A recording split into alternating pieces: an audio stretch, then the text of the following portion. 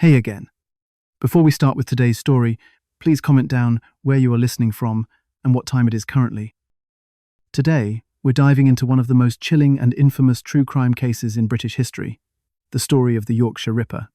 Between the mid-1970s and early 1980s, a man named Peter Sutcliffe terrorized the north of England with a series of brutal murders that left the country in fear. His crimes shook entire communities, sparked one of the largest manhunts in UK history, and exposed deep flaws in the police investigation. Who was the Yorkshire Ripper? What drove him to commit such horrific acts? And how did he manage to evade capture for so long? Join me as we uncover the dark and disturbing story of Peter Sutcliffe. To understand the fear that settled over West Yorkshire, we need to go back to a region already carrying weight. Mills and foundries were quieting, shift work ruled family calendars, and night streets were long, cold corridors between bus stops and doorways. Wages were tight, public transport ran late, or not at all. For women leaving cleaning shifts, bar work, or care duties, the last mile home became an exposed route where every shadow mattered. Industrial decline didn't just change pay packets, it reorganized time. The night economy expanded in ungentle ways, with clubs closing at odd hours, overtime ending past midnight, girlfriends waiting outside depots because bus schedules didn't match reality. The city felt spread thin.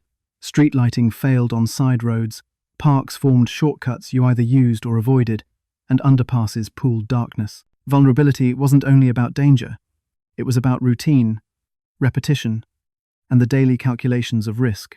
Policing mirrored the era's limits. Forces were fragmented, operating across boundaries that criminals ignored.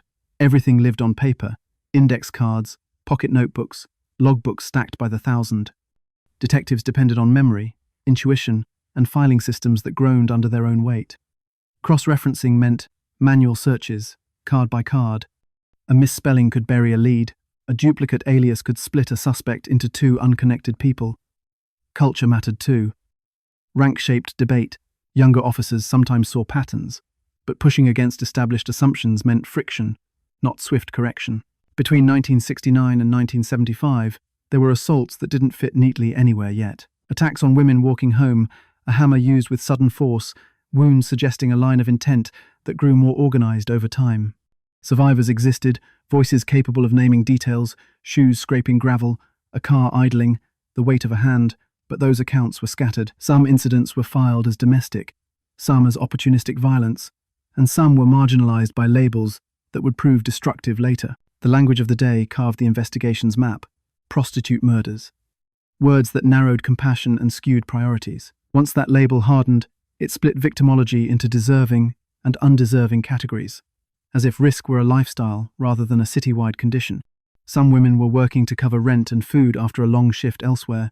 Others were socializing or visiting friends. The shorthand erased nuance and erasure-guided resources. What if, at the time, the working assumption had been simply this: women in public space were being targeted at night. Media pressure was relentless. Headlines demanded progress. Politicians asked for briefings that signaled control. Press conferences became performance and strategy in one. The public needed reassurance, but reassurance built on narrow theories can harden into error. While reporters chased angles, detectives tried to hold a line between transparency and operational integrity. But the incentives tugged hard: produce a lead, name a suspect type, define the search area, show the plan. Forensics in the mid-1970s had limits that now feel stark. DNA didn't exist as a tool. Analysis leaned on blood group typing, which could exclude many but rarely pinpoint one. Footprint casts might suggest shoe size, make, or gait, only in the broadest sense. Tire impressions hinted at tread patterns, not owners. Fibers, paint flakes, soil samples each carried potential, but databases were limited, links were slow, and interpretation leaned human. Offender profiling was young, contested, and often dismissed when it cut against prevailing beliefs. Meanwhile, the city listened to rumor, to late-night taxi chatter, to neighborhood watchfulness that grew from door to door. Women mapped safe routes that were never fully safe. Men adjusted their posture on sidewalks, aware that presence itself could alarm. Shopkeepers learned faces. Bartenders spotted the person lingering too long. And still, the distances between bus stops didn't shrink, and the walkways didn't brighten. What stands out now, in retrospect, is that small missed links can compound. An early assault logged without a shared flag. A surviving victim dismissed as unreliable because she'd been drinking. A wound pattern attributed to coincidence rather than a signature forming in plain sight.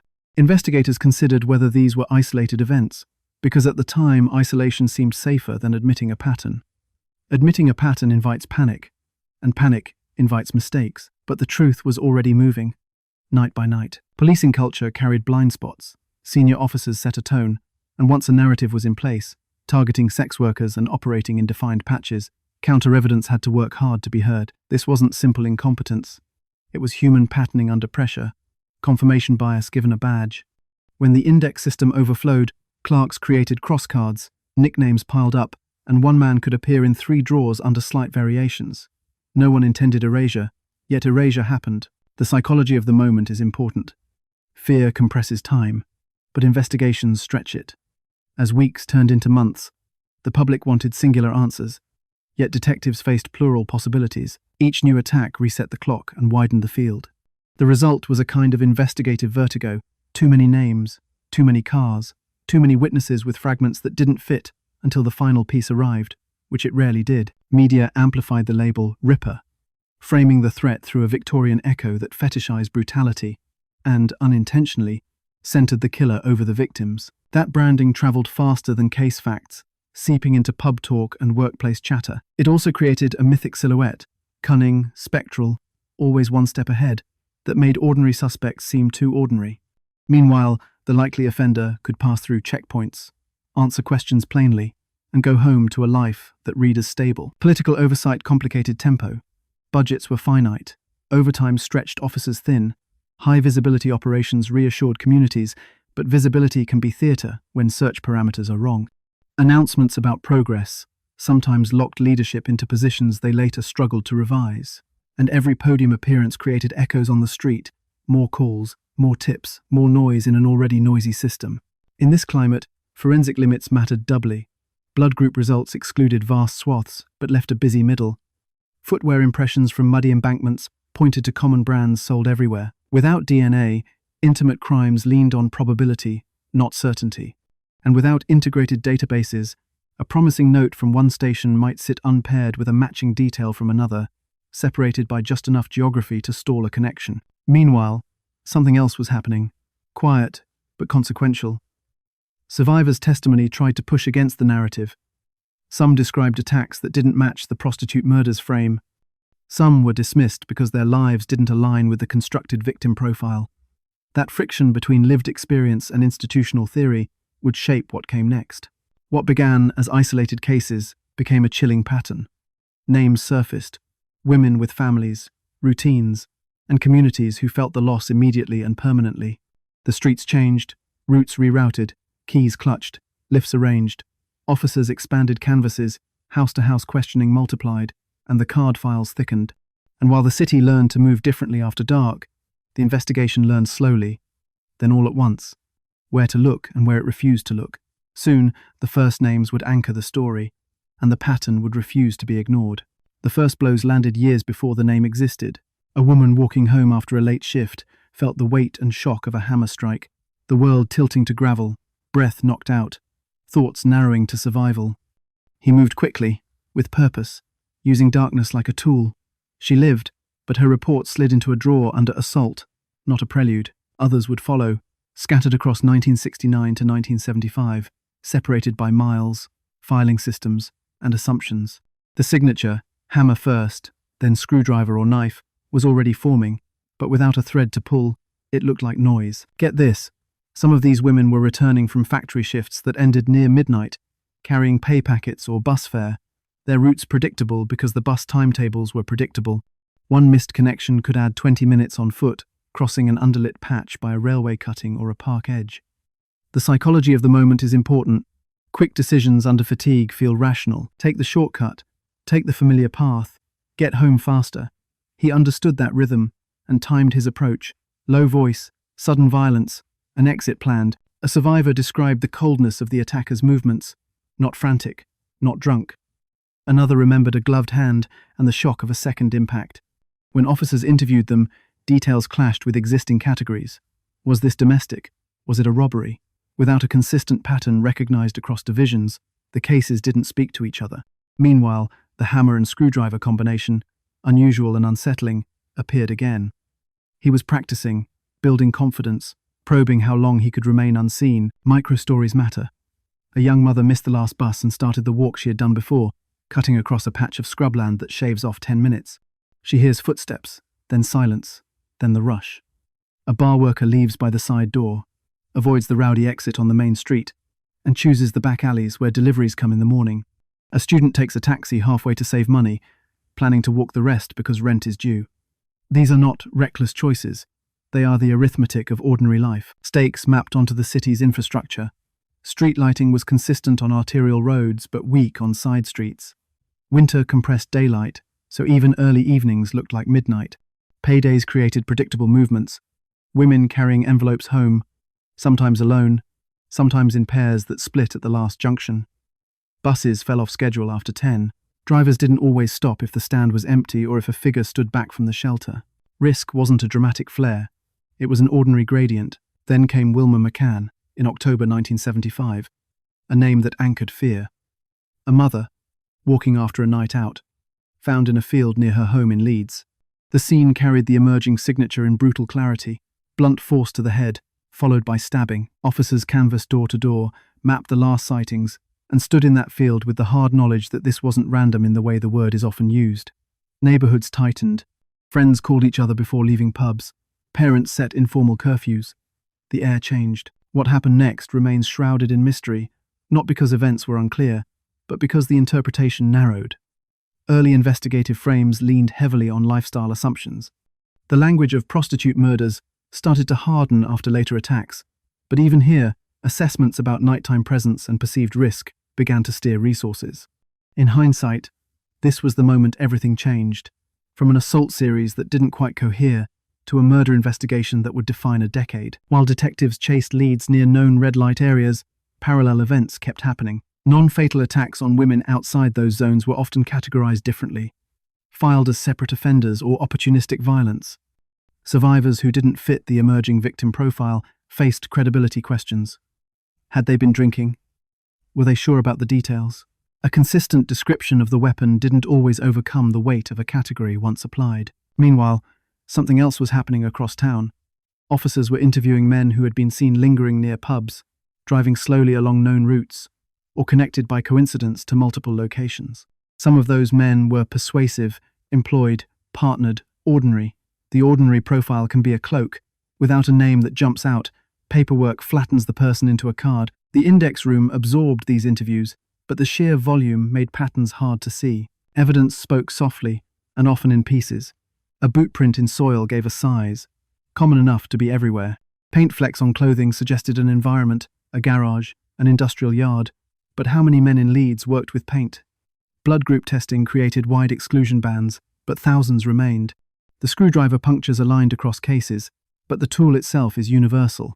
When the facts don't point cleanly, investigators lean on theory, and theory, under pressure, can calcify. What nobody knew at the time was that some early interviews of the eventual offender occurred during this period. He answered questions calmly, provided alibis that, for the moment, held. Officers recorded the contact, filed it correctly, then moved on to the next 100 names. It's not that they didn't care. It's that the system strained under the load, and the wrong lens can make a face unremarkable. Microstories kept accumulating. A woman paused under a working street lamp because the next stretch was dark. A car rolled by, slowed, then moved on. Another accepted a lift she would normally refuse because rain was pouring and shoes were thin. There is empathy in understanding that exhaustion and weather are variables in safety. He exploited both. In early 1976, additional murders confirmed the pattern in blood, rather than inference. The narrative, however, tilted further toward vice-focused geography, and with that came a subtle erasure of victims who didn't align. Families pushed back, insisting on names, jobs, relationships, the fullness of a life beyond a label. Those voices mattered then, and they matter now. Because labeling isn't just a public relations problem. It's an investigative variable that controls where officers look. Action on the ground intensified. House-to-house canvases expanded. Officers logged cars, plate numbers, driver descriptions. Mills let shifts out into a visible presence of patrols. Still, nights remained long. The attacker moved, adapted, and learned. He began to vary locations, testing the circumference of the search area, striking just beyond where patrol density was highest. then slipping back into the fabric of ordinary life. What stands out now in retrospect is that skepticism towards survivors' accounts, especially when alcohol was involved, carried real investigative costs. Memory under trauma is fragmentary, but fragments can be consistent across cases. Tone of voice, approach angle, left-handedness, a certain way of holding the weapon. Several described a measured cadence, an absence of panic in him. That should have been a tell. Parallel to the murders, non-fatal attacks continued. Some ended with the attacker fleeing when interrupted by headlights or footsteps. Those interventions left a narrow window of witness accounts, silhouettes, car types, snippets of registration plates, a few numbers repeated across reports, off by a digit or misread in poor light, enough to muddy clarity. Index cards sprouted cross-references, but duplication and aliasing meant that key connections lay one drawer away from discovery. And then there was the soundscape of the city, factories shutting, pubs emptying, buses sighing to a stop. He worked within that soundscape, choosing moments when noise could mask an approach or conceal a retreat. The psychology of the moment is important. Investigators were learning the offender's rhythm, but he was learning theirs too, adjusting to patrol routes and times, absorbing the city's defensive posture, and slipping through the gaps. By late 1976, the pattern wasn't just suspected, it was feared. Women clustered at bus stops, walked in groups, carried keys between fingers, arranged lifts. Men offered to escort colleagues, and that created its own anxieties because trust was now rationed. The city adapted, but adaptation takes time, and he used time as cover. While detectives focused on what seemed like a defined hunting ground, a broader landscape opened. He could drive. He could cross force boundaries. He could be stopped, questioned, and released, then act again. That's where we leave this chapter.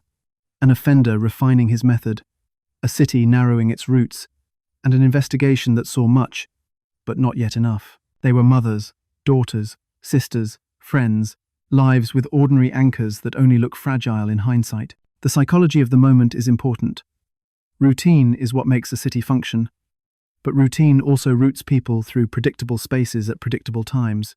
Each woman carried a world with her, and each loss tore through those worlds in ways that statistics can't show. Wilma McCann woke children for school, managed bills, planned meals that stretched, and still found time for a night out to reclaim a little lightness. Friends remembered her laugh, quick and contagious. On her last evening, she left with a plan to be home soon. She carried coins, a handbag with photos and receipts, tiny markers of a life tracked in small purchases and care. The walk home was short on a map and longer in the dark. Emily Jackson, a part-time bar worker and cleaner, picked up extra money to support a family juggling debt and winter costs. She was practical, proud of keeping a household going on limited cash. Her last evening involved a small decision, a ride with a stranger to make quick money, then back home. She wore a coat she had mended herself, stitches neat, the kind of detail families remember because it spoke to love, thrift, survival. Irene Richardson loved music and nights that felt warm, despite cold air, the pub as a social room, more than a bar. She teased friends, matched songs to moods, and walked with a gait people recognized from a block away. On her last night, she wrapped up against the wind and weighed the cost of a taxi against rent and food. The arithmetic didn't endorse extravagance. Walking felt reliable, until it didn't. Patricia Atkinson was known for showing up, at shifts, for friends in crisis, for the daily promises that keep relationships intact. She had routines that fit the city's pulse. Buses, short walks, an address with neighbours who knew her first name, and her laugh through the wall. Her last evening, she was seen at a familiar place, then vanished into a gap between doorways and patrols. Jane MacDonald, a shop assistant, young and full of the easy optimism of someone starting adult life, walked home after a night out with friends. She didn't fit the hardened label the press had amplified. Her murder shattered the narrowing frame that had eroded empathy. Neighbourhoods spoke her name gently, as if careful handling could change the fact. Barbara Leach, a student, navigated the tightrope between study and social time, living in shared housing, mapping routes by street lamps and shortcuts. She was smart, organised, and known for bringing tea to late-night study sessions. Her last journey was along streets she trusted. Trust is the architecture of a city. Without it, the distance from door to door is unbearable. These vignettes resist erasure. They are deliberately unsensational, because sensationalism turns people into plot points. What stands out now is the detail: a scarf picked up on sale, a note left on the kitchen table, a bus ticket tucked in a wallet, a child's drawing pinned to a wall. After each death, Those artifacts remained, objects that become anchors in grief. Families kept letters, birthday cards, a worn hairbrush, a bracelet with a missing clasp. Microstories live in those things. A mother's voice heard in the rhythm of a shopping list. A friend's handwriting looping a joke that still lands even when it hurts. The stakes were not abstract. Rent was due. Wages were short. Childcare required coordination. When a mother is taken, a household fractures at the joints you don't see. Who takes mornings? Who covers tea? Who tells the school? Who explains absence without breaking a child? Funerals cost money that wasn't there. Women's wages vanished. A cleaner's envelope empty on Friday. The knock-on effects spreading. Groceries, heat, the bus fare to a grandmother's house. Trauma didn't just live in memory. It lived in utility bills and cupboards. How each last evening unfolded was ordinary. A stop at a pub where the barman knew the regular order. A chat at a doorway that went 10 minutes longer than planned. A wait at a bus stop where the timetable lied by 5 or 10 minutes. Enough to change a choice. They carried handbags with everyday inventories. Lipstick, keys, a folded paper with phone numbers, sometimes a letter not yet mailed. They were seen by people who can still picture them, the way they hugged their coat across the chest, the quick wave before turning a corner. Then, impact met headlines.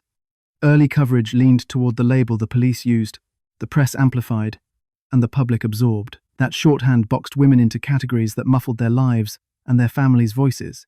Campaigning voices pushed back, sisters, mothers, friends, and advocates insisting on names first, on work and caregiving, and friendships and personality. They asked reporters to stop using a single word as destiny. They stood at vigils and read lists, not to invoke totals but to summon individuals. As fear altered habits, women pooled taxi fares, walked in groups, called from phone boxes before leaving a pub, and made small pacts. Text messages didn't exist, so you left notes, told the neighbour, agreed on a knock pattern at the door. Men walked friends home, and new anxieties followed, because a kind offer could feel like a risk. The city negotiated new rituals of care, chaperones after shifts, shared lifts arranged by notice boards at factories and colleges, extra bus runs requested by unions and women's groups. Meanwhile, families navigated the investigative bureaucracy. They repeated details, corrected misstatements, clarified routines that mattered. They asked for dignity in images used by newspapers. They tried to retrieve a narrative from a system that had turned a life into a case file. Many showed measured dignity at press conferences, speaking carefully to avoid becoming spectacle. And then they went home to quiet bedrooms, to beds still warm with the impression of a body, to dinner plates that wouldn't be used again. Micro-stories proliferated, because memory works in flashes. A sister remembers borrowing a blouse that is now forever the last borrowed thing. A child remembers a morning routine, cereal poured with a rhythm that becomes a lullaby in adulthood. A friend remembers a joke shared under a street lamp, the joke cut short by a bus's arrival, now a cliffhanger that can't be finished. These details restore humanity, not by softening the violence, but by refusing to let it frame the person. The psychology of collective fear pressed down, but within families, it took specific shapes. Parents guarded children's routes, brothers lingered outside workplaces. The smallest journey, shop to bus stop, became a negotiation with time, weather, visibility. In neighborhoods, women formed informal escorts. They also formed advocacy groups that met in church halls, pushing police to reconsider language, asking councils for better lighting, campaigning for safe transport options after midnight. Grief changed the streets. Temporary memorials appeared, flowers that browned in cold air, notes pinned with tape that curled at the edges. The act of pinning a note is itself a ritual, an insistence that the person named is present, not a statistic. Funerals followed, with communities standing in aisles and doorways because the pews were full. The eulogies didn't mention headlines. They mentioned kindness, persistence, humour, the difficult years endured with grit, the way a laugh could lift a room. In hindsight, the label that split victims into type and not type didn't only wound families. It cost time. It made some choices appear rational, target patrols here, ignore there, when the reality of women's lives crossed those imagined boundaries daily. Abandoning that label became part of the effort to honour the dead and protect the living. It was also an admission that language is policy. It shapes where resources go, and how quickly. As the toll grew, the investigations scaled up, and mistakes calcified. Families kept speaking, kept insisting on story, and over time, institutions began to listen. That's where we hold this thread, with names, routines, objects in drawers, and the quiet echo of voices replayed in memory. The hunt would intensify, systems would strain, and a hoax would bend the compass. But the center of gravity is here, human lives, restored to the front of the story. While grief tightened households, the incident rooms swelled, desks multiplied, card indexes rose like small walls, and the air filled with the sound of penciled notes and ringing telephones. The machinery of a large investigation spun up fast, necessary, determined, and vulnerable to its own size. The psychology of the moment is important. Scale feels like progress, but scale without structure can bury the signal. The core problem lived in paper. Each tip became an index card, each interview a report, each rumour a note pinned to a board. Duplicate names were common: John, written as John, surnames misheard in busy pubs, 2 addresses for one man who had moved, 3 nicknames for the same driver. Clerks laboured to cross-reference, building skeins of string between cards, but string breaks, and human memory tires. A simple error, a digit inverted on a registration, a street spelled wrong, meant a suspect might hide in plain sight. Action on the ground was relentless. House to house, canvases covered whole neighbourhoods. Officers knocked on every door, asked about cars, about strangers, about any man who kept unusual hours. Car spot operations took hold.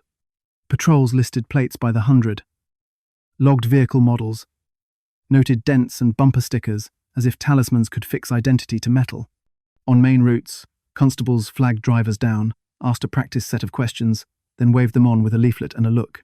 The scale itself became a barrier. When everything is recorded, what gets read? Stakes sharpened each shift. Every day without a breakthrough meant another night with risk. Officers looked exhausted, faces drawn, uniforms creased from double backs. Families waited for calls that might bring answers or nothing. Decision fatigue set in, a subtle enemy. After the 20th interview of the day, a plausible alibi sounds more plausible.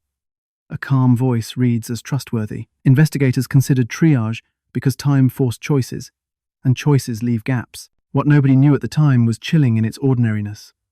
The suspect sat in this system already, interviewed, logged, then subsumed by volume. He returned to work, to dinners at home, to a routine that masked everything. His file lived in a drawer with hundreds like it, marked, cross-marked, and not retrieved when it mattered. This is the quiet tragedy of paper. Presence looks like absence when the pile towers. Leads flooded in from everywhere. Some were sharp, a partial plate with consistent digits, a make and colour noted by 2 witnesses, a man with odd work patterns near key streets. Others were noise. Pub talk inflated into certainty, misremembered times, urban myths hardened by repetition, false positives multiplied. Detectives tested each one, finding that almost fit suspects devoured days. A few even confessed to things they didn't do, drawn by notoriety or delusion, consuming time that couldn't be spared. Organizational culture shaped outcomes. Rank dynamics meant theories set at the top had weight that facts struggled to displace. If leadership framed the offender as tied to red light districts, working class, with a distinct accent, that frame filtered interviews and prioritized searches. Younger investigators raised doubts. Some were heard, many were thanked and overruled. Press conferences added pressure. Standing at a podium with cameras on, leaders needed a coherent narrative. Coherence comforts the public, but it can lock an investigation into a posture. Meanwhile, unseen by most, clerical teams fought heroically against entropy. They devised ad hoc systems, coloured tags for high-priority names, extra crosscards for those appearing in multiple contexts, morning briefings to reconcile overlapping leads. But paper has a posture too. It sits. It doesn't call you back. It waits for the right question.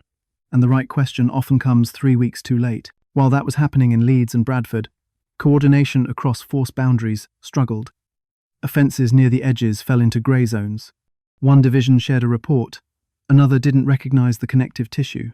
If a car crossed into a neighbouring district, the licence plate might be checked twice by 2 teams who never spoke. Radio channels didn't unify well. Fax machines didn't hum. They didn't exist yet in the way we know them. A constable's notebook from Tuesday in Halifax might never meet a detective sergeant's card file from Thursday in Chapeltown. The incident room became a geography of urgency. A large wall map grew pins and strings, creating a visual rhythm, clusters here, gaps there, paths implied by lines between points, but maps can seduce, making patterns appear where none exist. The offender watched patrol patterns and adjusted. He shifted slightly out of the clusters, striking in adjacent zones where coverage thinned. Patrol supervisors increased visibility on known arteries, and he skirted them, favoring feeder roads and discreet drop-off points that buses couldn't service. Every 30 seconds, investigators asked if people would keep watching, figuratively, if the public would stay engaged, call in tips, volunteer small details. To keep attention alive, leadership released appeals, described car types, asked about certain clothing and accents. The appeals worked, then overwhelmed. Calls surged after each televised plea. Operators listened to tremor and rumor, trying to separate fear from fact. In hindsight, one detail would prove crucial later: the overlapping references to a specific car model, common in the region, easy to overlook precisely because it was ordinary. In the aftermath of each attack, forensic teams did what the era allowed. They cast footprints, took soil samples, noted tire impressions, blood group typing narrowed pools, but not enough. The lab returned reports that felt precise but weren't decisive. A boot print size matched thousands. A tread pattern pointed to a popular brand. When evidence can't select a single throat to grab, confirmation bias steps in. Investigators lean on the theory that already sits on the desk. But there was one problem. Theory had been hardened by the language of prostitute murders, which narrowed patrol grids and shaped interview questions. When a victim didn't fit, the deviation was treated as exception, not a warning. The city's nighttime economy was fluid. The offender's hunting ground reflected that fluidity. He was flexible, the investigation wasn't. Flexibility versus rigidity is where many hunts falter. Unknown to them, across town, a constable stopped a driver whose answers were neat, whose demeanor was unremarkable, whose alibi seemed solid enough to pass. The stop went into a log. The log joined dozens from the same night. A supervisor scanned highlights in the morning meeting, then moved on to more urgent matters. The suspect's name, already present in another file, did not light up. There was no light to make. The system didn't blink. The scale of house-to-house operations became a commitment measured in months. Officers returned to the same addresses, hoping that a second conversation might break loose a detail the first missed. People remember differently on different days. A neighbor recalled a car that idled for 5 minutes on a Tuesday, 2 weeks back. Another remembered a man who smoked a particular brand. These details, rich but diffuse, needed synthesis that the room struggled to perform without computational help. Inside the room, morale rode a slow wave. After a press conference, optimism lifted, then dropped when another attack struck. Fatigue produced ritual, tea at set hours. A joke told softly, to vent despair. The serious faces learned to sit in silence, reading reports, underlining names that felt resonant. And yet, for all this, resonance is not evidence. A name can feel right and still be wrong. What stands out now in retrospect is the presence of dissent. A few officers argued for a broader net, for decentering the red light focus, for revisiting survivors discounted earlier. Some pushed for the exact suspect prioritization matrices that would later become standard, weighting car sightings, cross-referencing employment locations near scene clusters, ranking suspects by multiplicity of weak ties. Their instincts were sound, their tools insufficient, and then everything was about to change when a voice arrived on tape. Before the hoax, the system was already groaning. After it, the compass would spin. But in this moment, as the investigation expanded, the most dangerous lure was certainty. Certainty simplified a city that wasn't simple, put thick lines on a map that should have been drawn thin, and lent confidence to gatekeeping choices that sidelined names that mattered. In the end, systems under strain reveal their design. The design here prioritized volume capture over pattern extraction, assumed that more effort equaled better outcomes, and trusted that truth would float to the top of a full box. It rarely does. Truth sinks unless you build something to lift it. The envelope arrived with a promise of clarity that turned into fog. Inside, a letter laced with taunts, spelling choices meant to feel intimate, and a claim that the writer knew details only the killer would know. Then, the tape. A male voice with a Sunderland accent, steady, almost bored, introducing himself with 2 words that landed like a gavel: "I am Jack." In a room already swamped with paper, this felt like a lighthouse. It was not. It was a mirage. Welcome back again. Please comment the time where you are right now and press the like button. Let's get to it. Investigators listened in silence, headphones on, pens still. The accent seemed specific, binding geography to identity. If the killer spoke like this, then the net could tighten along the northeast coast, up the A19, across Sunderland and its satellite towns. It sounded rational. It was seductive. A voice feels like contact, more concrete than tread marks or blood groups. The psychology of the moment is important. When uncertainty exhausts you, a confident signal, Even a false one can look like rescue. Stakes sharpened with every replay. If the killer was in the northeast, resources had to pivot. Interviews in Leeds and Bradford kept pace, but teams were now dispatched to Wareside, chasing a phantom with a postcode. Media seized the development. Ripper sends tape. The public heard the voice too, then started hearing it everywhere. At the pub, on a bus, in a neighbour's greeting. Tip lines lit with names of men who sounded right. Sound became suspect. Action unfolded in layers. Linguistic analysts broke down vowels, consonants, pace, the subtle markers that distinguish Sunderland from Newcastle, Durham from Middlesbrough. Accent experts gave percentages. Caveats included, but caveats evaporate on television. Billboard campaigns urged the public to listen, compare, call. Posters offered a phone number beside the embossed outline of a cassette. Memos circulated internally, elevating the tape as a critical lead. Meanwhile, the offender, quiet, practical, kept moving inside West Yorkshire. But here is the twist. The letters and tape included references to wounds, positions, details that seemed inside knowledge, but were largely gleaned from press reports or plausible inference. A few officers said so aloud. They doubted. They argued that the killer's established hunting ground did not align with a sudden Sunderland anchor. Their dissent read, to some, as reluctance to seize an opportunity. Dissent in a storm is easy to misread. What nobody knew at the time, the real offender did not sound like the tape. He did not possess that accent. He did not write with that cadence. Yet, suspects were pushed up or down based on vowels. Interviews derailed when a man spoke in a Yorkshire lilt. Not him, some thought, explicitly or quietly.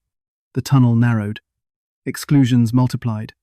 Time slipped. On the ground, the reorientation had weight. Patrols in Leeds still watched the same streets. But subtle shifts, hours moved. Teams diverted for trips northeast thinned coverage at the margins. Families felt it as a change in tone. Appeals talked about the tape, not the neighbourhoods where fear had settled deepest. Women kept walking in pairs, sharing taxis, keeping keys between fingers. The city did not care about a Sunderland voice, it cared about getting home. Inside the incident room, the tape's gravity changed sorting. Cards marked, no accent match, dropped priority. Lists of men from the northeast, or with family ties there, rose. Officers cross-checked employers with contracts along the A19, looked for lorry drivers who made that run, scanned records for men who had done time near the Tyne. It was methodical, it was thorough, and it was wrong. The media's megaphone amplified the error. Television ran the audio clip over and over, asking viewers to identify the man. Newspapers printed phonetic spellings of key words to educate readers on what to hear. The public complied. Calls flooded in. Men with Sunderland accents, innocent and irritated, became the focus of suspicion. Community relations strained. Meanwhile, a man with a different accent drove the same quiet routes he always had, unnoticed. Impact landed in small, brutal ways. A promising suspect near Bradford, interviewed before, linked by car sightings and work sites, lost heat because his speech did not match. He does not sound like it, became enough to move on. The screwdriver detail, the boot prints, the blood group, those fragments never combined into heat when sound took precedence. Confirmation bias, already seeded by earlier victim labels, sprouted a new branch. Accent bias.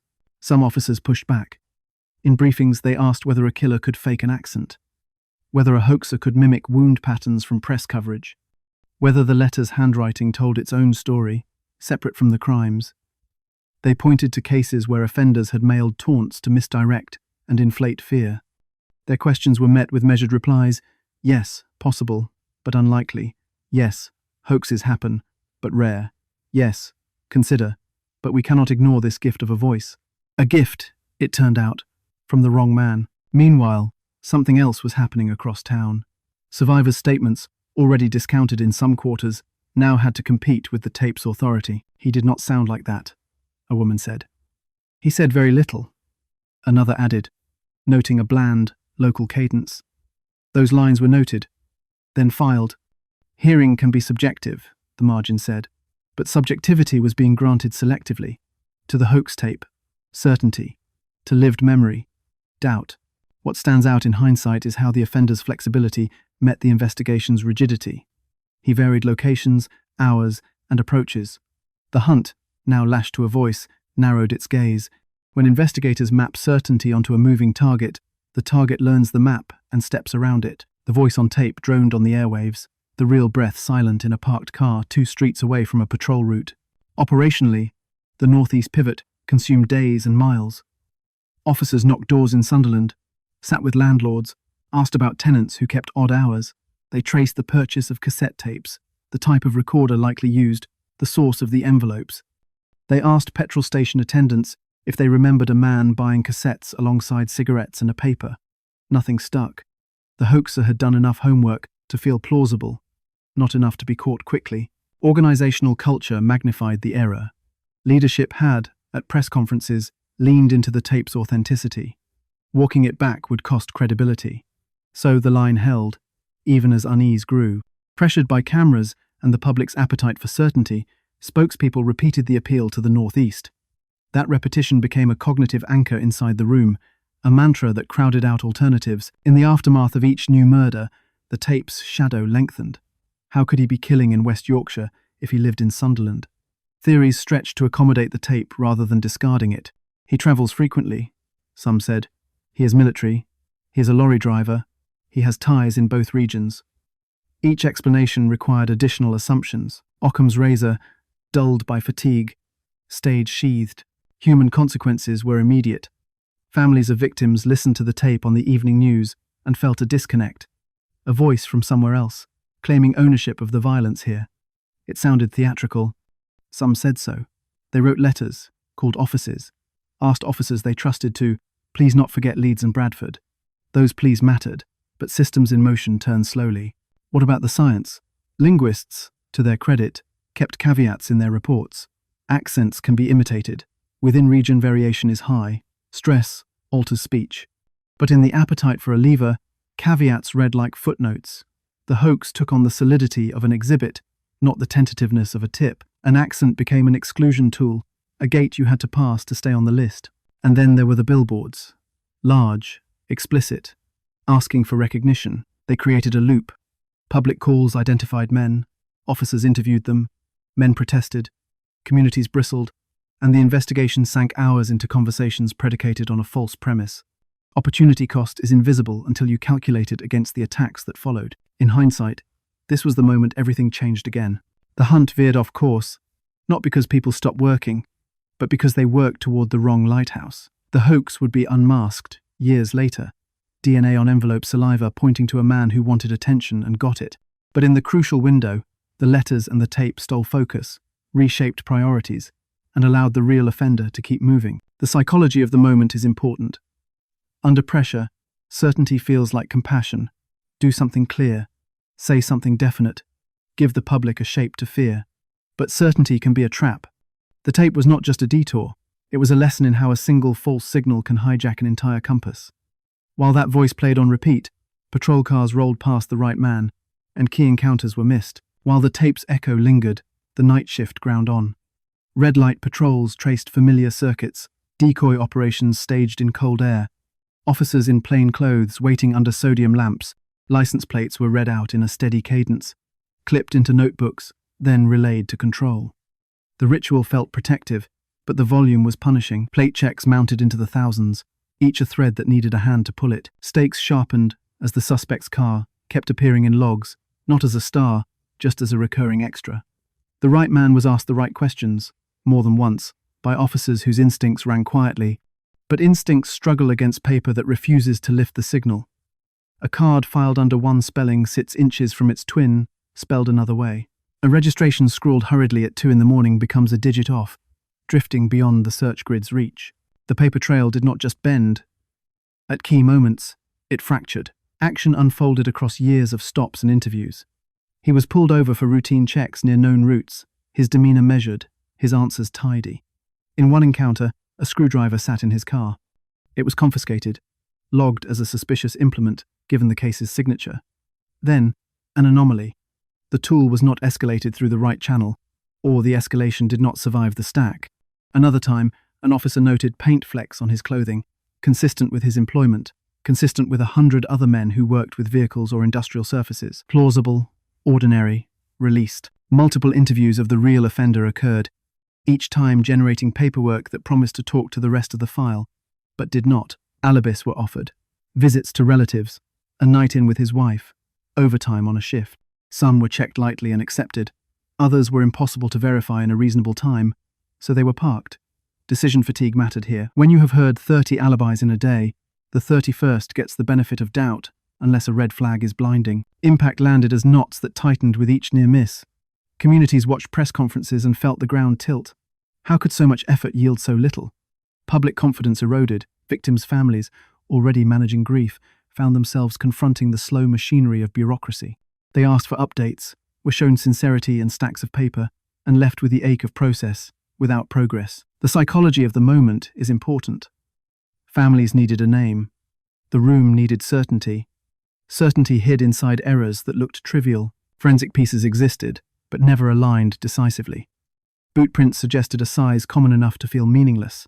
Tire marks were recorded, tread patterns compared to lists of popular makes. Blood group data offered exclusions that still left thousands. Individual fragments pointed without pointing. In one case, a partial plate matched his vehicle when a misread digit was corrected, but that correction did not penetrate through all the systems that needed it. The result was a mosaic that never formed an image. What stands out now in retrospect is the too ordinary problem.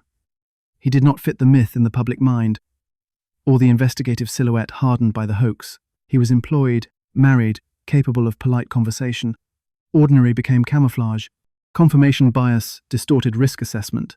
If he lacked the accent, or did not present as deviant, he slid down lists. Meanwhile, men who fit the imagined profile rose, were chased, eliminated, and consumed time that could not be reclaimed. But here is the twist.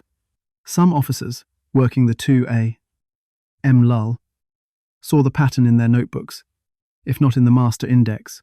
They recognized his car model repeating near canvas zones, noted a habit of circling, of appearing just outside dense patrol areas. They wrote memos recommending a revisit. Those memos went into the current, then sank. It was not malice, it was hydrodynamics. The river of paper carried everything downstream, and the banks were already flooding. Microstories punctuated the missed chances. A constable, on a cold lay-by, asked the driver to step out, watched him with the practiced eye of someone who has seen nerves and guilt 100 times. The man looked calm read as innocence. Another night, a detective sergeant thought the wife's body language was guarded, but it was late, the room small, the questions delicate. Without a trigger to justify intrusive follow-up, the visit ended with a thank you and a door that closed softly. Then, the screwdriver incident. Confiscation should have been a bell. Given the case's signature, hammer first, then puncture wounds, the presence of that tool in the car was a neon thread. The anomaly was procedural. Items logged by one team did not automatically elevate across teams unless someone carried the flag.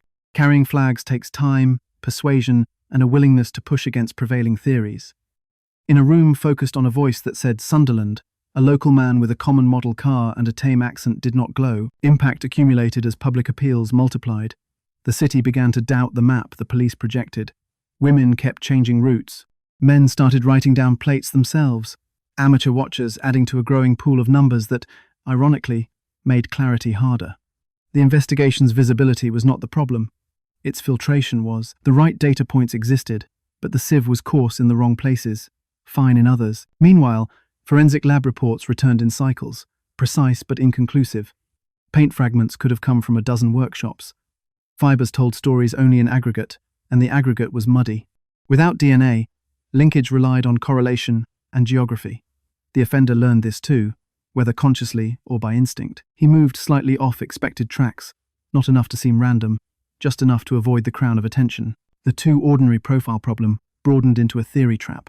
Overfitting took hold, the idea that a perfect offender template existed and that suspects should be judged against it like a stencil. Does he match the accent, the job, the imagined psychology? Overfitting kills curiosity. It turns inquiries into checklists. When a suspect falls outside one box, other compelling boxes are ignored. Investigators considered, at times, whether they were chasing a man who enjoyed attention. The real offender did not seek attention. He avoided it. The theory favored the loud. The truth was quiet. Stakes rose as each delay risked another life. Families watched patrol cars pass and wondered if the right one would stop the right man next time. Officers felt the weight too. Some, years later, would remember specific stops, specific conversations, the way the driver's eyes moved, a hesitation on a simple question. Memory turned those moments over and over, looking for a tell they missed. Guilt paired with exhaustion is a hard combination to carry. Unknown to them, across town, a file sat with his name marked for follow-up, waiting for someone who had just rotated night duty to come back on days. The rotation changed. The follow-up slipped to the bottom of a stack that would be reprioritized after the next press conference. A human system is a calendar as much as a logic engine. Weekends, holidays, sick days, these shape outcomes in ways statistics rarely capture. What nobody knew at the time was that a plate misread under rain would, once corrected, match the suspect's car precisely. But the correction lived on a memo's margin. The margin never made it into the index because margins, like footnotes, rely on someone's diligence, and diligence loses to triage when the phone keeps ringing. This is the architecture of near misses. Not dramatic incompetence, but slow leaks through seams no one noticed, because everyone was bailing water elsewhere. And yet, fatigue yielded to persistence. Patrol teams kept stopping cars, detectives kept knocking on doors, clerks kept cross-referencing under brutal timelines. The system learned, even if slowly, to question its own filters. A few supervisors widened criteria despite the tape's anchor, rechecking local suspects, including men who sounded wrong according to the hoax. That skepticism, scattered and pragmatic, kept the possibility alive. Everything was about to hinge on another routine stop. But before that hinge turned, the lesson of these missed chances was set. Ordinary camouflage, fractured paper trails, and overfit theories can let a known name pass inches from the answer. Another night, another lay-by, another measured conversation. Another officer with a torch at a window, deciding in seconds whether this man was just passing through or something else. It happened without fanfare, the way hinges turn in old doors, quietly, with weight. A patrol car in Sheffield clocked a vehicle with false plates near a red light area. Late, cold, routine. The constables signaled the driver to pull over. Inside, a man and a woman. She looked young, nervous. He looked composed, hands steady on the wheel. On paper, it was a traffic offence. In reality, the air tightened. Stakes were immediate and human. Was this just another minor infraction, or the hinge of the entire case? The woman's safety came first. Officers separated them, asked her if she felt safe, took her statement in a calm, measured tone. She was not under arrest. She was escorted to a safer place, away from the road, the night, and the man's presence. Her departure lowered the temperature, and yet it made the remaining questions heavier. The driver offered a name, an address, details that could be checked. His manner was flat, almost helpful. He explained the plates as a mix-up, a borrowed car issue, something that would be cleared up by morning. The constables did not rush. They searched the car. The search turned up items that did not belong where they were, a hammer and a knife discarded nearby, as if shed in a moment of calculation. Recovered from the dark, they sat on the roadside like testimony. The psychology of the moment is important. When routine reveals anomalies, trained instincts reframe the scene. Back at the station, the arrest sat on the books as a plates offence, but the inventory raised eyebrows. The recovered weapons echoed the case's signature, blunt force, then puncture wounds. Interviews started with the simple, "Where were you? Where do you work? Who can verify?" Answers came smoothly, too smoothly. A small inconsistency appeared in a date, then a time. He corrected himself lightly. Seasoned detectives note that kind of correction, not panic, not confusion, but calibration. Interrogation cadence matters. Detectives alternated between broad, open-ended questions and precise, detail-driven checks. He maintained a calm that worried them, a steady gaze, a cooperative angle that felt rehearsed. He offered routine, married, employed, ordinary. He presented himself as harmless. But here is the twist. In long interviews, harmless and planned can look similar. The distinction lives in the details. They asked about the false plates. He framed them as temporary, a necessity, borrowed from a scrap. They asked about tools. He said he worked with vehicles and construction tasks. Tools were normal. They asked about movements along routes that had become infamous. He acknowledged nothing unusual. Meanwhile, officers compared his timeline to known attacks, measuring distance and time. The fit was not perfect, but it was not impossible either. Imperfect fits are how truth starts. And then came a slip, small, almost nothing. He placed himself in one area on a night when his work record said otherwise. The contradiction was not decisive, but it broke the rhythm. Detectives leaned into the rupture, widening the gap with more questions. His corrections multiplied, not chaotic, just enough to sound like a man jogging to catch up with his own story. The search of his home and workplace added texture. Clothes with stains that would be tested. Boot patterns compared to casts taken from muddy verges. Receipts and fuel logs that could tie travel to dates that mattered. At the lab's speed, results would take time, but momentum was shifting from suspicion to structure. Officers revisited earlier stops and interviews logged against his name. They found the old threads, now bright under a new light. Multiple encounters, plausible alibis, a confiscated screwdriver, the near-miss paperwork that had threatened to vanish. Back in the interview room, the tone changed. Detectives asked about specific victims. He denied. Asked again, more carefully. He denied again. They laid out photographs of scenes, not graphic, but undeniable. They read extracts from witness accounts, survivors who spoke of cadence, approach, the quiet control. He stayed calm, which now read not as innocence, but as practiced separation. The psychology of the moment is important. A man trained by repetition to compartmentalize can hold eye contact while his narrative thins. Pressure, built with patience, not theatrics. Hours passed. He asked for breaks, took them, returned, composed. Detectives kept their voices low, their questions measured. They nudged timelines, circled back to the plates, to the discarded hammer and knife. Why discard if nothing was wrong? Why drive with someone vulnerable, near a patrol-heavy zone, with false markers on the car? Each answer added weight to the table. Finally, cracks became an opening. A partial admission, then withdrawal. A shift in language, from "I did not" to "I cannot remember" to "if I did." This is where experience matters. Investigators recognized the pivot. They pressed, not with anger, but with the steady pressure of specificity. Names, dates, places. He started to speak in fragments that matched fragments in the file. Confession does not arrive clean. It stumbles, retracts, forwards, stops. He acknowledged attacks, then murders, not in a sweep, but in steps. As he spoke, officers marked maps and lists, matching his routes to known scenes. Sites were revisited with him under escort. He stood in places where silence had lived for years and spoke just enough to fill gaps with confirmation. Families were notified, carefully, with as much dignity as the moment could hold. Some had waited for a name for years. Now they had one, and even that, in its coldness, conflicted, the relief of a stop, the horror of a face. Impact ran along two tracks at once. In the city, a cautious exhale. Women still walked in pairs, but phone calls that night included a sentence that felt unreal. They have arrested someone. In the incident room, a sick mix of vindication and regret. The right name had touched their files before. Now it was carved into the front page. Officers felt pride in the stop, fatigue in their bones, and the ache of near misses they would carry for years. Arraignment followed procedures that now felt ceremonial. Charged, processed, presented to a court glare that reduced the ordinary cloak. Cameras captured a face that had moved unnoticed through thousands of nights. Reporters asked questions outside that no one could answer simply.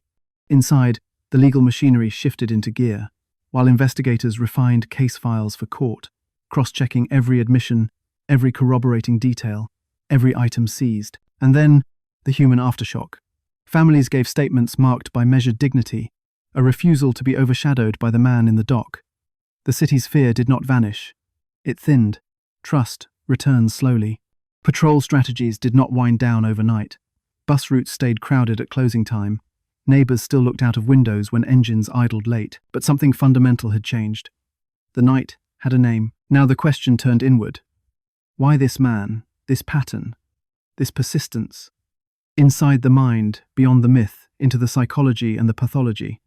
The arrest closed one door and opened another. Darker room that demanded a different kind of inquiry. Less about where he went, more about what drove him to go at all. The psychology of the moment is important. After the arrest, the ordinary surface, marriage, employment, small talk, clashed with the interior narrative he had been building for years.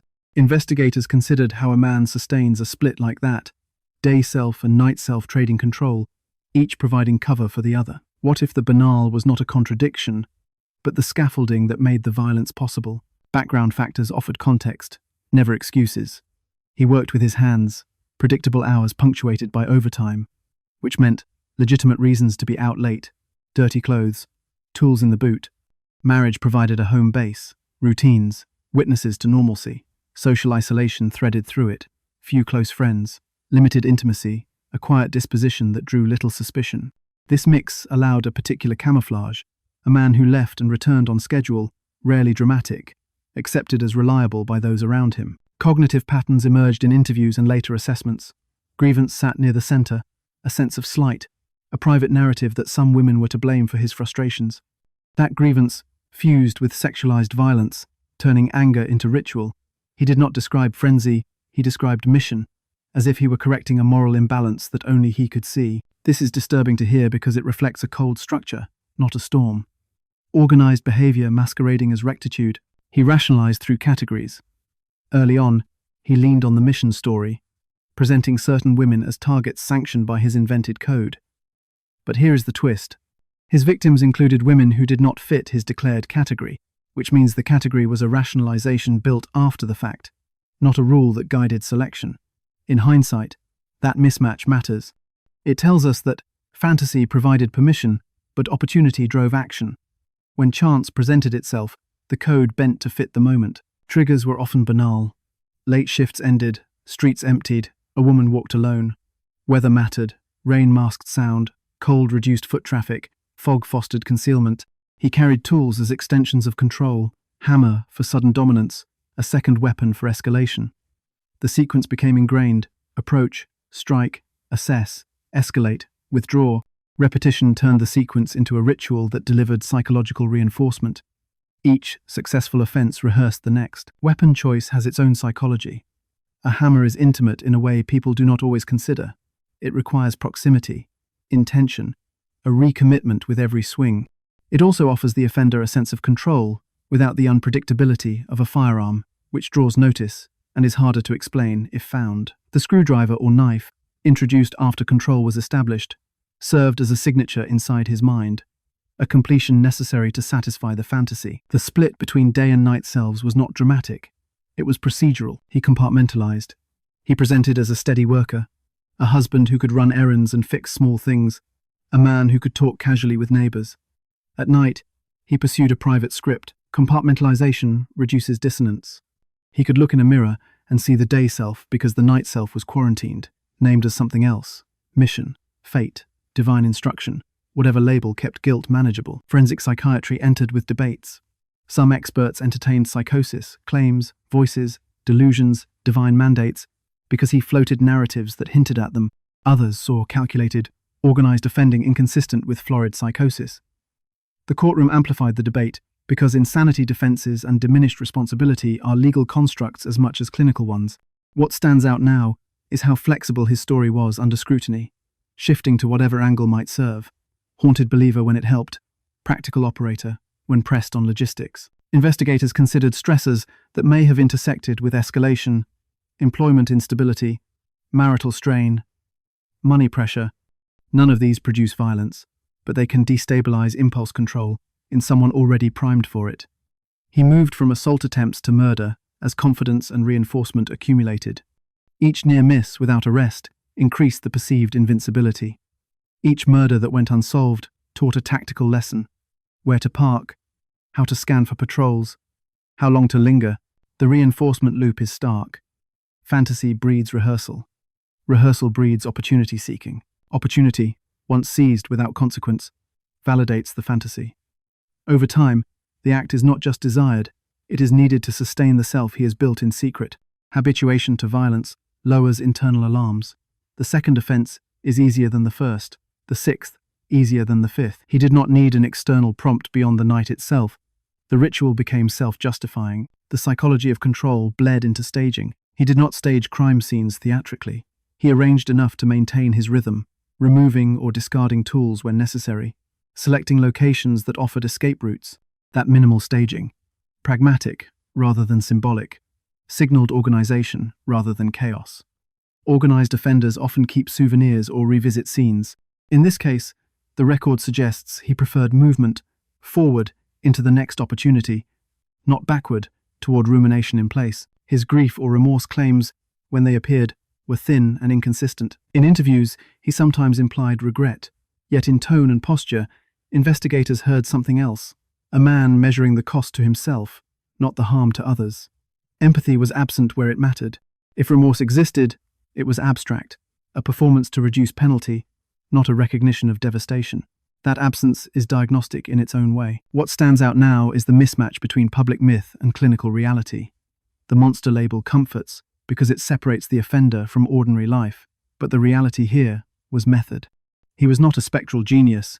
He was diligent within a narrow skill set, flexible in geography, attentive to patrol patterns, and insulated by ordinariness. Calling him a monster protects the psyche of a community. It also blinds investigators to the likelihood that the offender will look and sound like a neighbor. Victim dehumanization sat at the center. He spoke of categories, not people. He talked about streets, not names. That linguistic distance enabled the acts. It is a pattern seen across similar offenders. The creation of an other that can be harmed without moral injury. Breaking that linguistic shield is why naming victims matters. It resists the erasure he depended on to operate. Could he have stopped without arrest? Historical patterns suggest no. With each reinforcement, the interval between offences tends to shorten or stabilize at a frequency the offender can tolerate without attracting attention. External factors, heightened patrols, media heat, might lengthen gaps, but the internal engine, once built, does not wind down gently. Retirement from predation is a myth. Interruption, through arrest or death, is the usual endpoint. In court-oriented evaluations, experts weighed diagnoses across axes, personality disorder traits, paraphilic interests, possible psychotic features. Organized offending, careful planning, and functional daytime behavior argued against persistent psychosis. Claims of divine instruction read, to many, as rationalization, a story that grants grandiosity to random cruelty.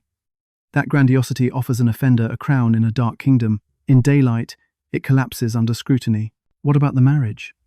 Partners of such offenders often report selective opacity, periods of unexplained absence, money oddities, sudden mood shifts that are rationalized as work stress. The psychology of a partner matters too. Trust is not blindness. It is an investment in the person you believe you know. When discovery finally lands, it is a shattering of self-story for them as well. Their lives become an aftermath they never chose. Analytically, the case underscores a caution. Motive myths can cloud detection. Investigators considered a mission-oriented offender because he sold that line, but his target selection betrayed the myth. The safest profile, in investigative terms, is descriptive, night predator, mobile, opportunistic, with ritualized methods, using tools consistent with his work, home base within driving distance of clustered scenes. That profile, stripped of narrative flares, would have pointed toward the ordinary man he was, meaning sits uncomfortably here. Understanding the mind does not repair the damage, but it prevents us from romanticizing it. He was not a riddle. He was a series of decisions arranged to satisfy a compulsion he nurtured and defended. Institutions must answer for theirs, filters that narrowed, language that harmed, systems that lost a name already in their drawers. The mind is one part of the story. The other part is how we look, listen, and refuse the comforts of certainty when certainty is wrong. Courtrooms flatten chaos into choreography. He entered under escort, eyes forward, while a public already drained by years of fear measured him in seconds. Proceedings began with charges read in an even voice, a list that felt both clinical and unbearable. He pleaded guilty to manslaughter on grounds of diminished responsibility, not guilty to murder. The strategy was clear: invite the jury to accept a psychiatric framing that lowered culpability. Prosecutors rejected it. The contest would center on state of mind, not the violence itself. For days, the jury sat through a slow war of experts. Forensic psychiatrists called by the defense described psychotic features, voices, command hallucinations, delusions of omission. They argued he killed under an overpowering belief system that eroded responsibility. They pointed to interviews where he claimed divine instruction, to a private logic stitched from grievance and ritual. The prosecution countered with organization. They laid out his planning, his adjustments to patrols, his concealment of tools, his false plates, his evasions under interview. In their telling, this was calculated offending, not disorganized compulsion. The psychology of the moment is important. Jurors must weigh two uncertainties: what he believed versus what he did. The prosecution pressed logistics. He chose locations with escape routes, varied times, altered approaches when neighborhoods reacted. He held a job, navigated marriage, lied competently when needed. Those behaviors, they argued, are inconsistent with a man ruled by uncontrolled psychosis. Defense experts replied that psychosis can coexist with function. Delusion can be compartmentalized. The jury watched language harden into opposites, while families in the gallery held photographs in their hands like life rafts. Witnesses were called to ground the abstractions. Survivors spoke quietly, some from behind screens. They described approach, cadence, the sudden violence, and a control that felt practiced, not frenzied. Their testimony carried a weight that charts and diagnoses cannot simulate. Police officers outlined the capture, the recovered hammer and knife, the admissions that matched scene details only the offender would know. Defense counsel emphasized the religious elements in his narrative, the claimed voices, the supposed transformation of motive into mandate. The prosecution asked a simple question: if a voice told him to kill, why did he try so hard not to get caught? The judge's summing up was careful, deliberate. Jurors were instructed on the law of murder versus manslaughter, on diminished responsibility, on the requirement that mental abnormality substantially impair judgment. They were told to separate sympathy from standard, narrative from evidence. Then they retired. Waiting is its own punishment. Families gripped each other's hands. Officers stared at the floor. Outside, cameras angled toward a door that would open when it opened. The verdict arrived with finality. Guilty of murder.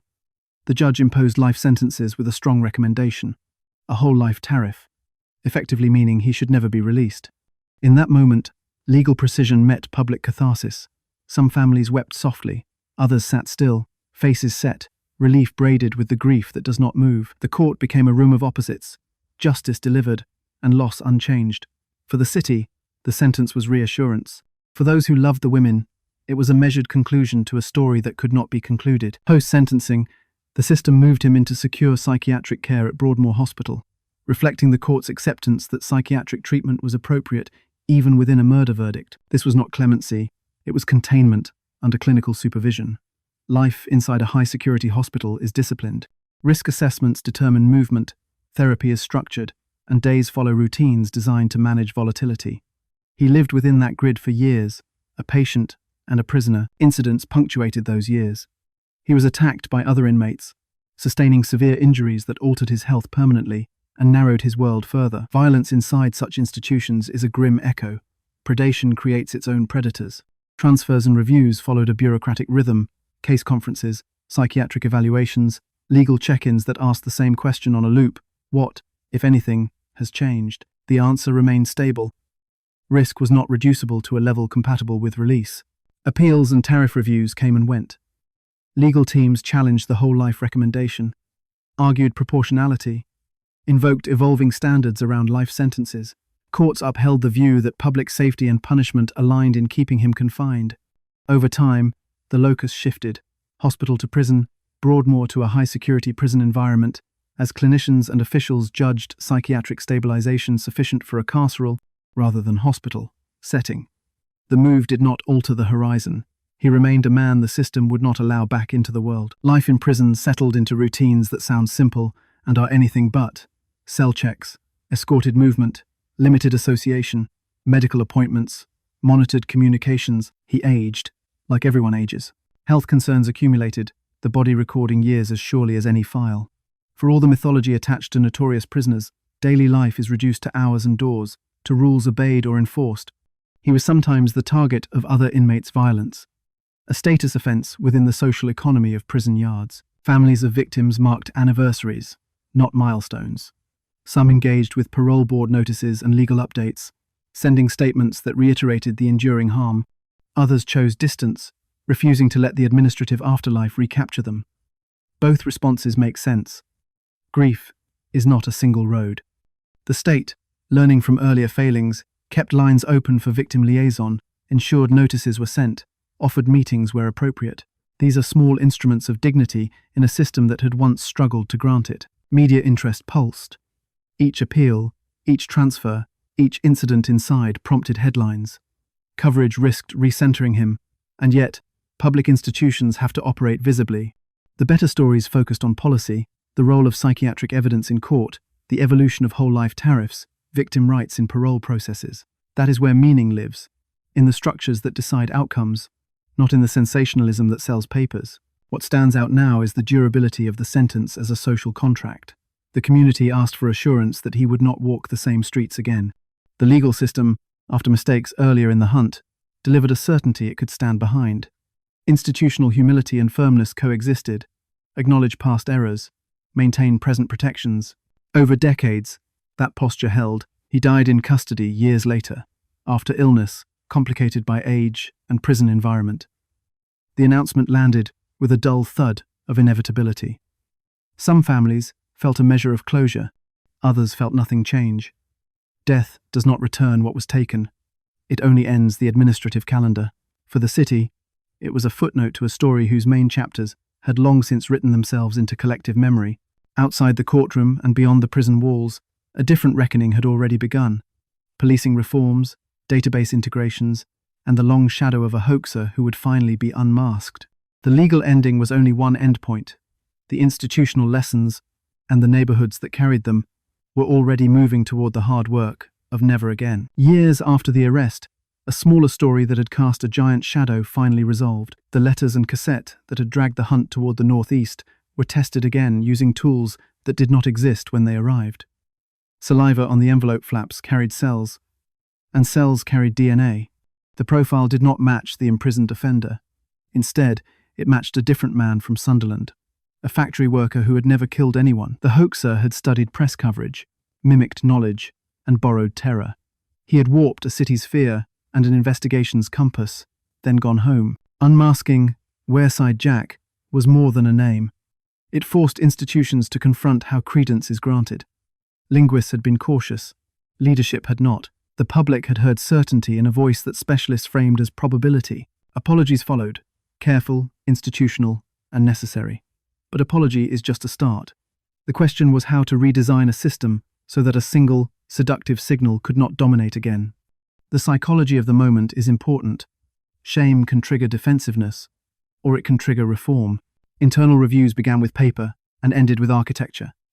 Her Majesty's Inspectorate examined decision pathways, who elevated the tape, who challenged it, and how challenges died. Reports mapped bottlenecks, confirmation loops, and the absence of formal suspect prioritization. The Major Incident Room Index, a card-based method stretched past breaking, became a case study in how volume without structure undermines truth. The conclusion was blunt. The system needed a brain. That brain arrived as Holmes, the Home Office Large Major Inquiry System, a database designed to centralize tips, interviews, suspects, vehicles, timelines, and cross-references. Instead of clerks building fragile webs with string, the system could surface connections by query, misspell a surname, and it still suggested the likely match. Enter a partial plate, and it returned candidates ranked by probability. Duplicate identities could be merged, conflicting addresses flagged, overlapping sightings weighted. The aim was not magic, it was disciplined synthesis. Cross-force intelligence sharing changed too. Boundaries that once trapped reports inside divisional silos were bridged by standardized data formats, and liaison officers tasked with moving information, not just files. A note taken in one town could trigger an alert in another, and alerts left an audit trail. Who saw, who acted, who declined, and why. Accountability, in practice, is the ability to reconstruct decisions after urgency has passed. That reconstruction became policy. Suspect prioritization underwent a cultural shift. Where the incident room had once leaned on intuition and rank, matrices were adopted, scoring suspects on multiple weak ties rather than single strong impressions. Did the suspect's vehicle type recur near scenes? Did employment place him near clusters at relevant times? Did he appear in both witness and vehicle logs, even with minor discrepancies? The matrix produced a tiered list, updated dynamically as new data arrived. It did not replace judgment. It disciplined it. Language policy changed in parallel. Forces moved away from prostitute murders and toward neutral descriptors that foregrounded personhood and circumstance. Guidance for press briefings emphasized naming victims first, specifying activities without moral coding, and avoiding labels that create investigative blinders. This was not cosmetic. Language directs attention. When you stop dividing victims into types, you stop dividing the city into deserving and undeserving zones. The hoaxer's prosecution delivered a smaller, symbolic justice. He had not killed, but he had injected noise into a system already struggling with signal. Courts recognized the harm, diverted resources, skewed priorities, public fear stoked for spectacle. His sentence reflected that social damage. Yet even this coda carried a lesson. The system had been vulnerable to him because it was seeking certainty to calm a frightened public. Certainty became a product, and the tape looked like inventory. Operational training incorporated the caution. New detective courses walked recruits through the chronology of the case, not as mythology, but as method. Modules covered cognitive bias, especially anchoring and confirmation. Scenarios forced officers to manage a credible yet unverified tip, how to triage without enthroning it. In practical terms, that meant running parallel hypotheses, treat the tape as one theory, preserve resources for others, and require periodic red teaming where a separate group argues the opposite case. Forensics modernized in step. DNA profiling, once experimental, became routine. Evidence handling protocols tightened, chain of custody logs, double witness seals, and retrospective testing plans for cold cases. Footwear and tire databases expanded, turning vague impressions into searchable features. Even microfibers, once descriptive curiosities, joined integrated systems that could propose matches across cases in different counties. The goal was to prevent the slow evaporations, those margin notes that never made the index, from happening again. Public communication matured. Press conferences shifted from definitive narratives to calibrated uncertainty. Spokespeople articulated what was known, what was likely, and what remained open, with timelines for updates. That stance risked criticism.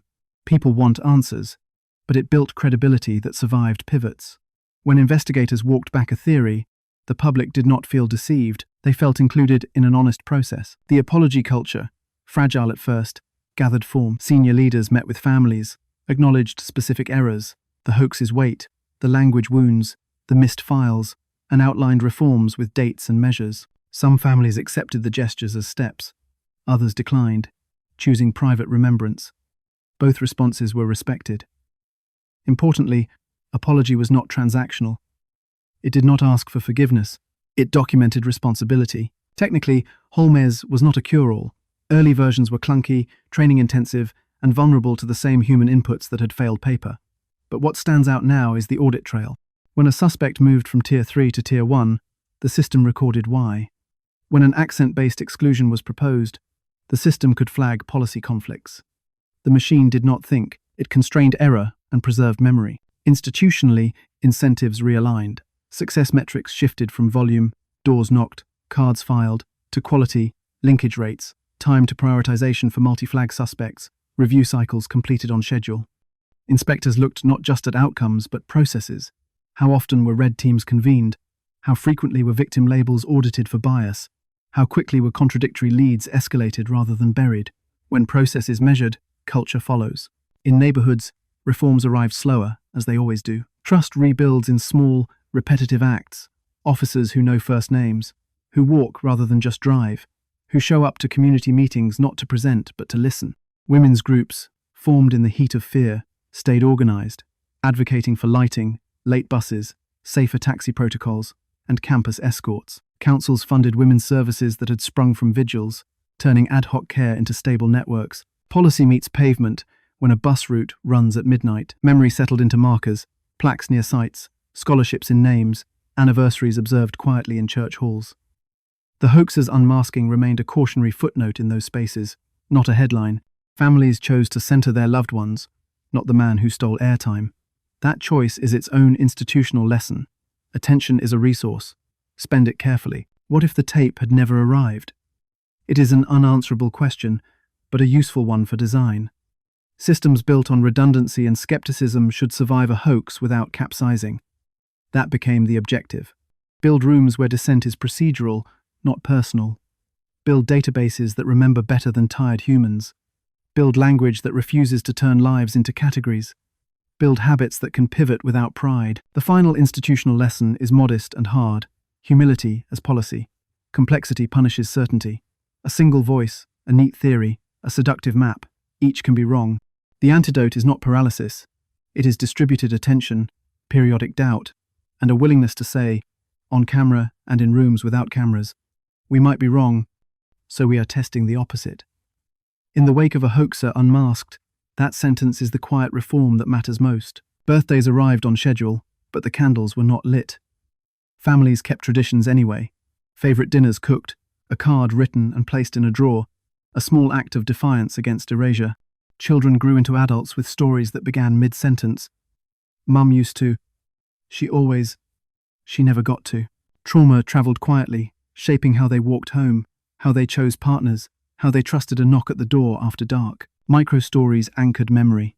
A brother polished a locket every Sunday because it held the last photograph. A daughter kept a coat with a missing button, refusing to repair it because the absence marked time. A friend stored a pay packet stub, yellowed and brittle, proof that work and care had defined a life more than headlines ever did. In these small reliquaries, grief found form. Communities adapted in practical ways. Neighbours coordinated lift shares. Pubs closed a bit earlier. Bosses staggered shift ends, so no one left alone.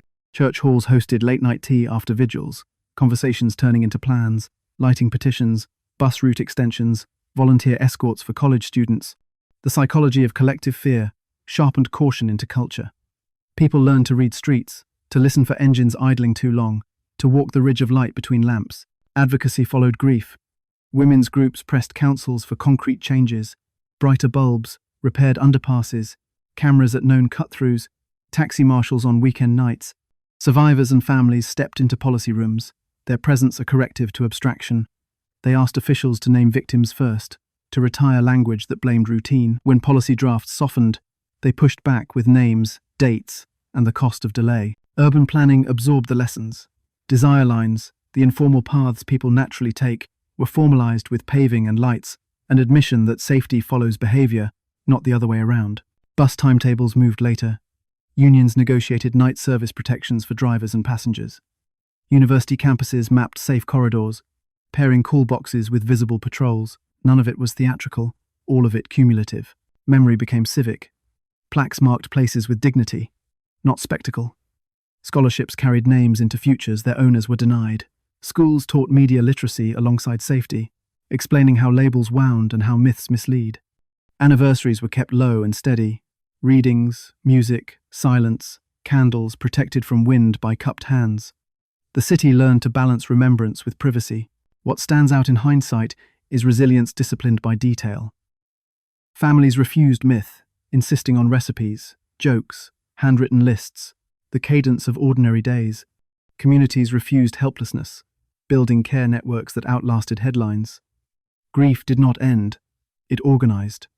And in that organization, a city learned to hold fear without letting fear decide its future. Decades later, investigators look back at those paper-heavy rooms and see how tools, not just people, shape outcomes. The DNA revolution did not just add certainty, it rearranged the order of questions. Today, a trace of saliva on an envelope, a hair shaft, a touch on fabric, can carry a profile that ties scenes together across years and counties. What once felt like fog now yields patterns at the level of cells. Database interoperability changed tempo. Holmes became standard, then connected to national DNA, fingerprint, footwear, and vehicle systems. A detective does not rifle through drawers. They run structured queries. Misspell a surname, the system proposes candidates. Enter a partial plate from a sleepless witness. The engine returns probability-ranked options, cross-checked against sightings near relevant times. Humans still think, but the machine narrows the haystack. Footwear evidence matured from cast and guess to searchable signatures. Outsole patterns, wear marks, and damage create a fingerprint of sorts. National footwear databases compare recovered impressions against tens of thousands of known patterns and seized shoes. A size that once meant common now gets weighted. How many pairs of this exact make and pattern were sold in the region during a specific window? That answer guides door knocks instead of the other way around.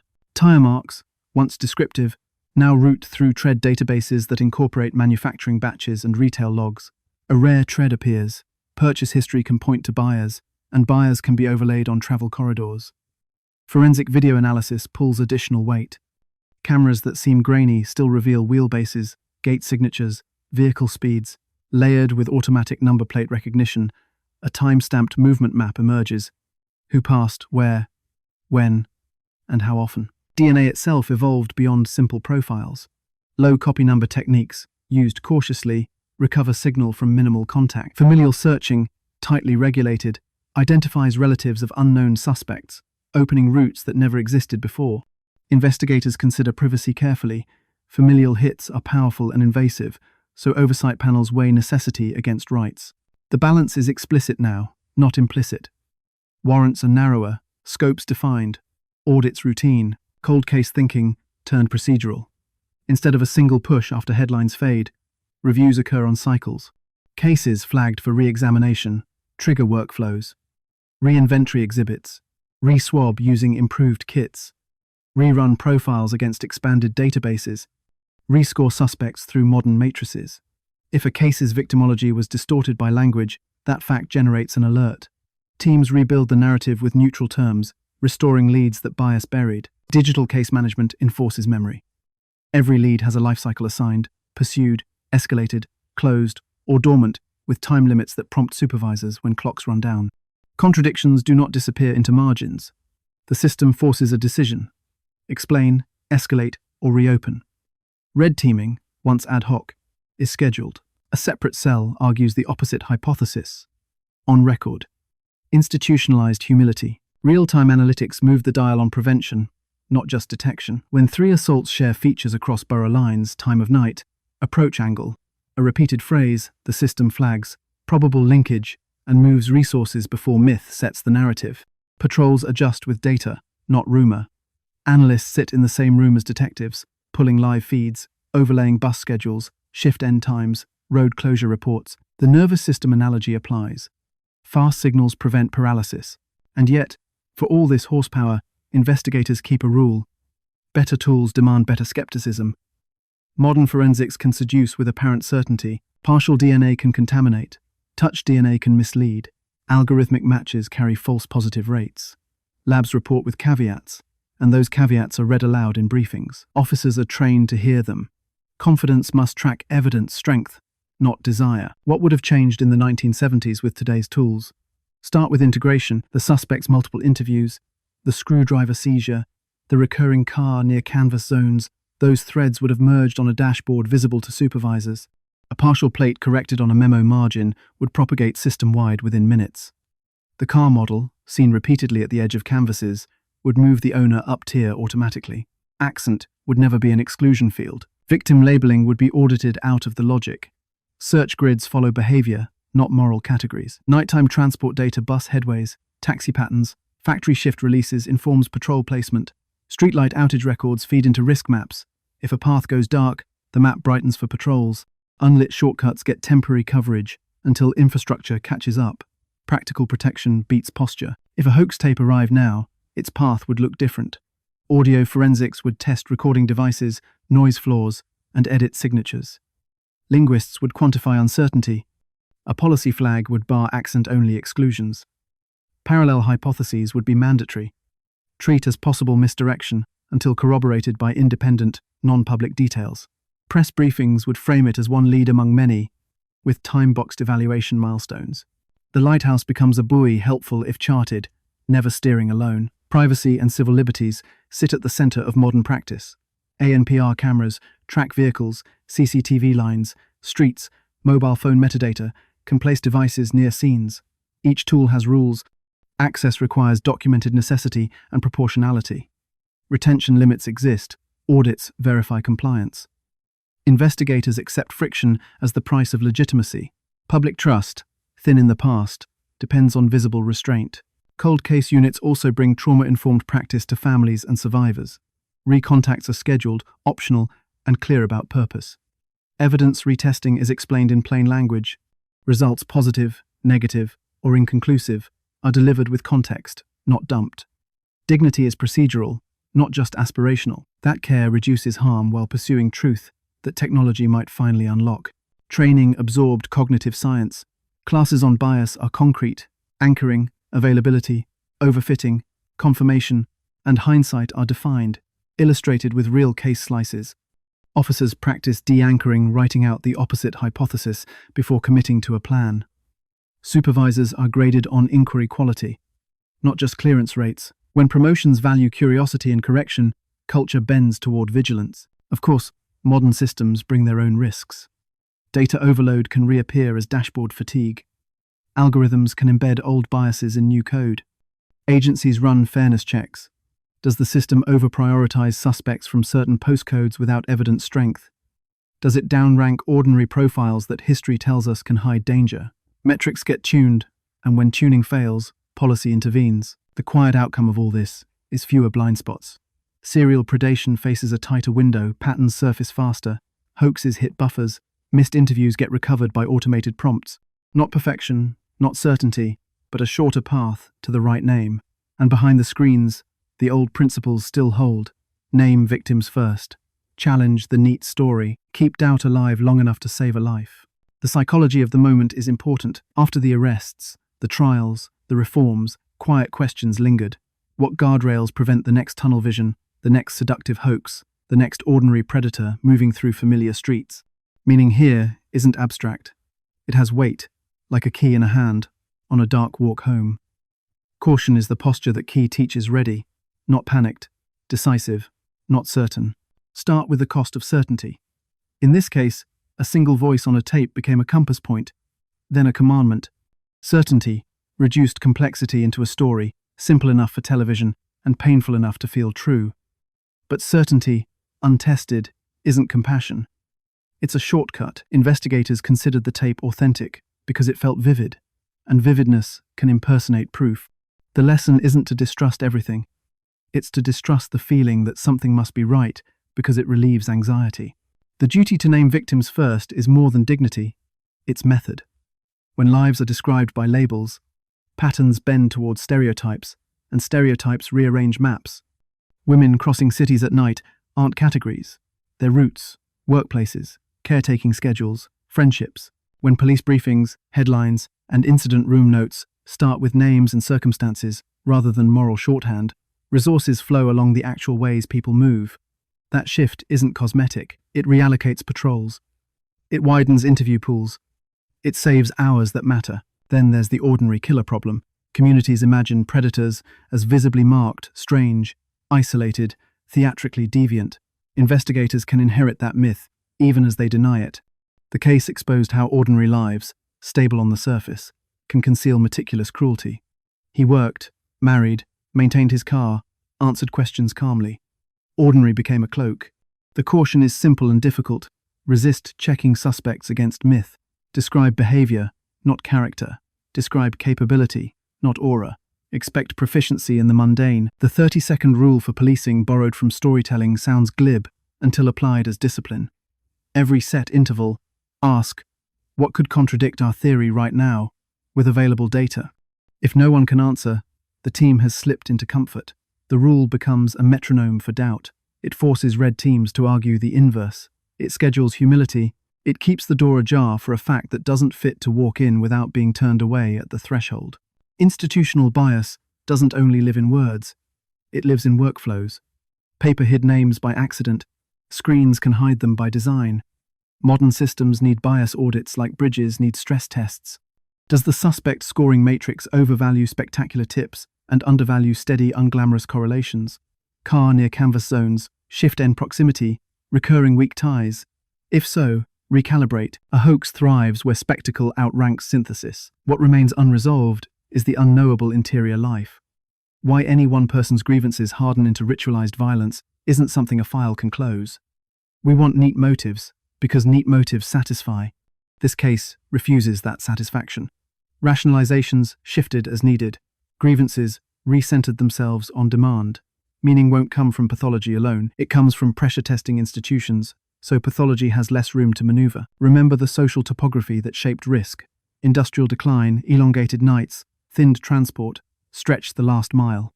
Economics and infrastructure built the stage. Caution means investing in the stage lighting. Buses aligned with shift ends. Safe corridors so predation has fewer shadows to inhabit. It is easier to fix a timetable than a person's psychology. Cheaper to replace bulbs than to mourn under them. Attention matters. The hoaxer didn't only mislead police. He stole airtime from families and survivors. Attention is a finite public resource. Institutions learn to spend it on facts, on names, on practical protections. That lesson remains fragile. Each new case tempts spectacle. The caution is to reserve headline space for the unglamorous. The bus extension that means fewer walks at 12:40 a.m.